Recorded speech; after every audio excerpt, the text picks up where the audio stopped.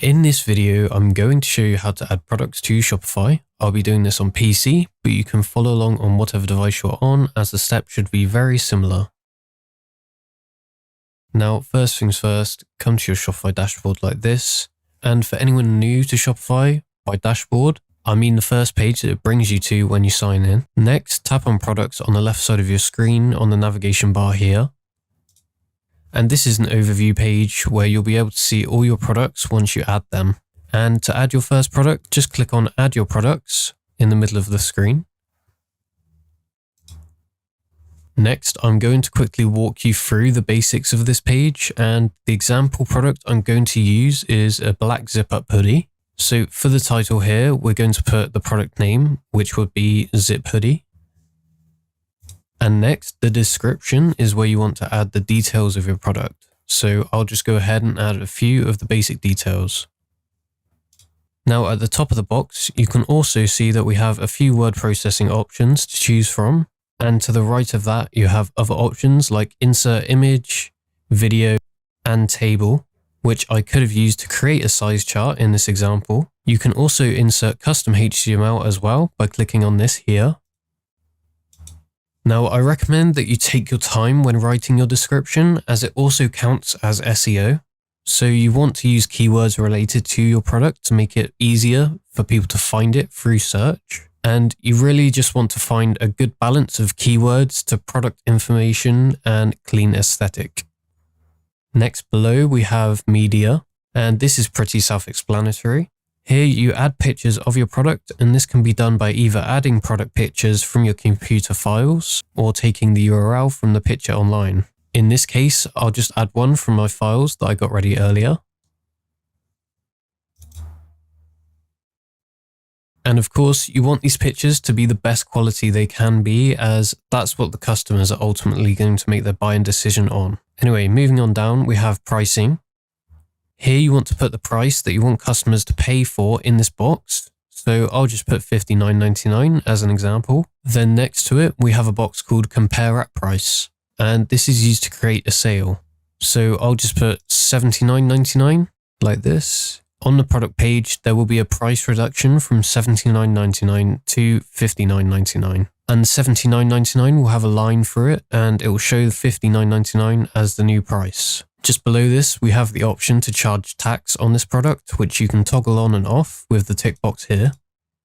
Next, we have cost per item. And in this box, you want to put how much the item is costing you to get, or if you make the product, how much it costs you to make.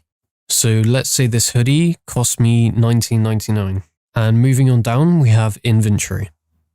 And first up is the SKU or stock keeping unit. So if you have an SKU for your product, you can put it in here. And next to that, we have barcode. So of course, if you have a barcode for your product, you can also put that in here. Then just below, there's the option to track quantity. And this will come in handy if you have limited stock. So the product will sell out when you don't have any more left. There's also continue selling when out of stock. And like it says, it won't show out of stock and will let customers continue to buy the product. This will probably be useful to you when outsourcing or dropshipping your products. Of course, these can be enabled and disabled by just toggling on and off the tick box next to them. Just below this, you can add your quantity of stock just here. This will be useful to you if you're fulfilling from a physical location, and you can put in how much stock you have here, and then it will track your stock levels for you. Next, we have the shipping section. And here you can see the option, this is a physical product. And if, of course, your product is physical, keep this toggled on. If it's digital, toggle it off. Now, if you have physical product selected, you'll have weight here. And you want to put the weight of the product in here. This will help calculate shipping costs for the item. And you can change the measurement units just to the right here. Now we have customs information, which you need to fill out if you are shipping products internationally. Like it says, you just want to put in the country of origin. I'll just pick United Kingdom as an example. Then you want to put in your HS code for international shipping. Next, we have product options. And as our product is a hoodie, I'll add size and color as two options. Now in option name, we want to put the size, for example. And in values, you would then put the sizes. So I'll just go ahead and put S for small M, L, XL, and XXL, and so on.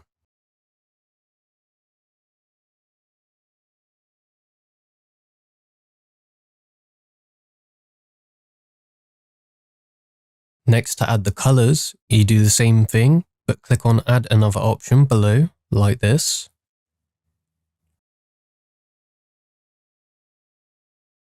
And the option name would be color, and the values, for example, would be the colors. So black, gray, and white, for example. And you just want to press done underneath each option to lock those in afterwards.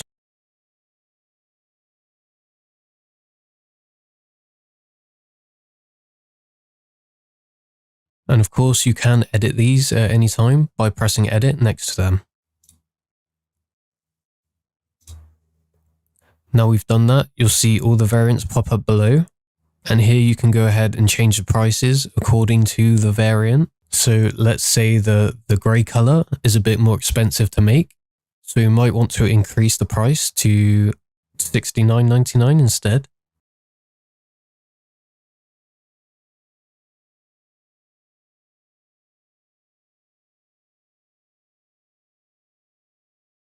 You can also filter the variants at the top if you need to find a variant to change in the future. And if you press edit next to a variant, you can also go ahead and change this specific variant's information. And you used to be able to add a picture of each variant here, but now I guess you're just going to have to go up and add them in media. But anyway, finally below variants, we have search engine listing preview. And this is essentially what your listing will look like when it shows up to users in Google. And if you click edit SEO just to the right here, you can see that it has split the listing into 3 sections: the page title, the meta description, and the URL handle. Now you want to edit this so that it looks clean. Make sure there are no spelling mistakes. You want to make sure the page title appropriately states what the product is in the least words that you can, because remember, we want to make this look clean and help the click-through rate of the listing on Google. Your meta description is a description of your product, and you want to make sure that this contains keywords about your product, so potential customers can find your product when they search for the keywords. And the last thing I'll say about this section is try to keep it a good balance of aesthetic cleanliness and good keywords. And if you want, you can also change the URL handle here.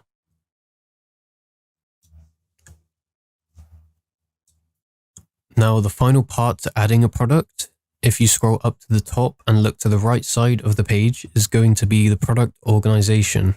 So the product type is a category you give the product for you yourself to be able to find this when searching for the product on your Shopify admin and on the all products page. So I'll just give it hoodie.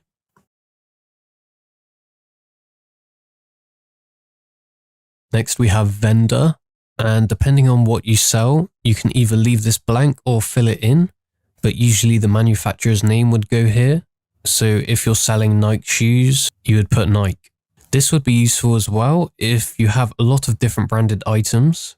It would be good to put the brand name in there so that you can find the product easier by using the brand as a filter. Next, you can either add the product to a collection or create a collection for the product to go into. A collection is basically a group for items on your store. For example, I could put Zip Hoodie into a collection called Hoodies and Sweatshirts. Then customers can go to hoodies and sweatshirts on the store and find it in there.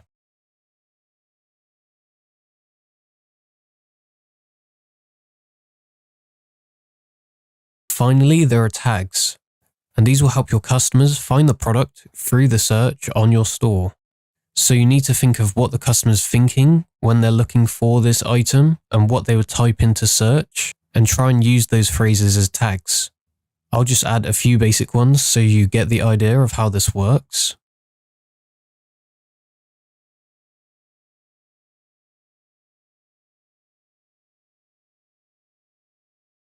Once you've done this, come up to the top of the page and make sure that underneath product status it says active, and then press save at the top right of the screen to make your product go live on your store.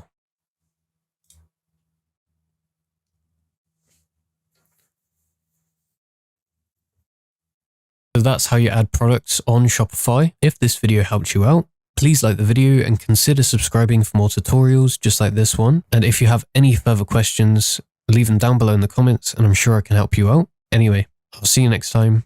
Bye bye.